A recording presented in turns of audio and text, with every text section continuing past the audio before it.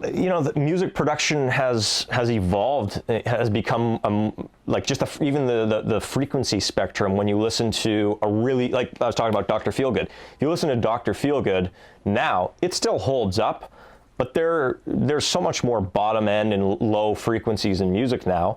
There's the speaker systems, even a cheap speaker system can reproduce that. Radio isn't as, music's not listened to on AM radio anymore, right. FM, satellite, Spotify, stuff like that. So the playback systems have become a lot better. Sure. I don't want to say better, but less limited from a bandwidth standpoint. Yes. You've got more frequencies to play with. Yes. So, you listen to, like, something I always get. Somebody just comes into a studio, we go into a big live sounding room, we're getting drum sound. What do you want your drum sound? I want them to sound big and John Bonham. They're like, okay, cool.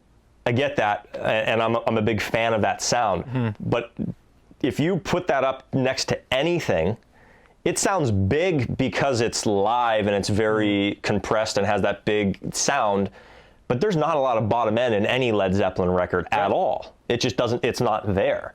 Whereas now there's bottom end in everything. Even thin sounding recordings have a ton of bottom end, a ton of top end. So that just the frequency spectrum's changed to where I take that into account because you might want it to sound modern. Right. Or it might be something different where you take a band who's always had a very hi-fi sound and they say, you know what, we don't want to sound like an 80s rock band with top end that just extends for days and like just big snare drums. We want it to sound a little more indie or alternative. Sure. And then you figure out a way to, okay, well, how do we make this, for lack of a better term, sound kind of shitty?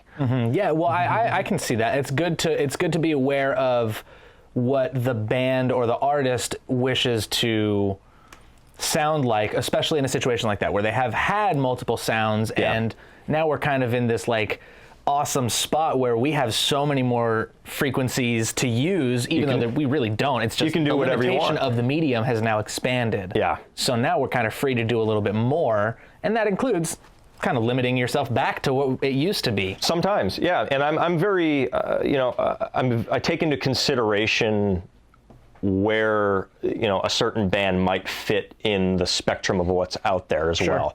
I take that into consideration because I listen to mainstream music. It's what I like. I like the sound of pop music and modern and active rock and all what I like to listen to is a certain sound. So, and it happens to be what's more mainstream than not. So, I've been in scenarios where you'll take a band where the sound is almost like it just makes itself, and it's so appropriate for their style of music or the song or the attitude of the band, and they try very, very hard to just steer it in the opposite direction. And no matter what you do, it doesn't work. Yeah. And at some point you're like, why are we fighting this? You guys are supposed to sound like... This is what you sound like. Yeah. If you're, and I use references because they're references. So if I say you sound like Pantera, that's not a bad thing. I think it's an awesome thing. But but I just use that as a reference because it's a way to gauge kind of where you're at on the scale.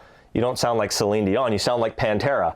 So let's, stop trying to sound like Celine Dion. Well, yeah, I mean that's obviously like the wide end of the spectrum. But I'm sure there's an artist out there that probably does have that in their mind. All right, I'm going to go from here to this one instead. Yeah. I'm going to make that huge pivot. Yeah, I mean I've worked with a couple bands recently that the sound is it's like rock radio, and they want to make it sound so not rock radio. And I'm like, I get it. Yeah. I mean, maybe there's some credibility that they think they needs to sound a certain way. It can't sound like, I don't know. But, and I'll go down that journey with them. But at the end of the day, sometimes it's like the song and the style of the music and the way the band plays and kind of what's going on at that particular time is what makes the sound.